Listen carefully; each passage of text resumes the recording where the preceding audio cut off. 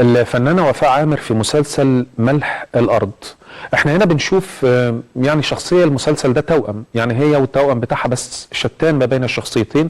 احنا بنحلل الشخصية الطيبة، الشخصية اللي هي المثالية، اللي هي الإلزامية، اللي هي عندها طبيعة فطرية لحب زوجها وحب بيتها، اللي هي بتلتزم بالقيم والمبادئ والأخلاقيات، وطبعا بتعترض على شغلانة أختها لأن أختها مشيت في اتجاه تاني خالص واشتغلت يعني في شغلانة تانية خالص، فهي معترضة عليها.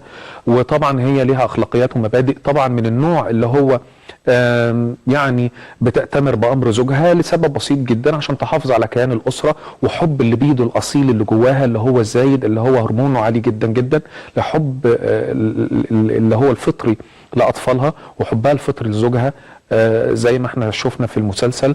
وده يعني بيحصل كتير ان احنا مش لازم، احنا بنلاقي التوائم على فكرة بيكون شخصيات مختلفة في معظم الأحوال حتى ولو كانوا توأم متماثل، وده شفناه كتير جدا جدا في الواقع مش بس في المسلسلات. نعم يا علي. يا هبالي إنه كسر الإزاز. استر يا رب، مفيش عاجة. الصيغة سيب أختك يا علي، خد بالك لا تدوس على الإزاز، أكيد حرامي داخل هنا. يا لهوي يا حبيبتي السودة، يا سيدتي السودة، خبيت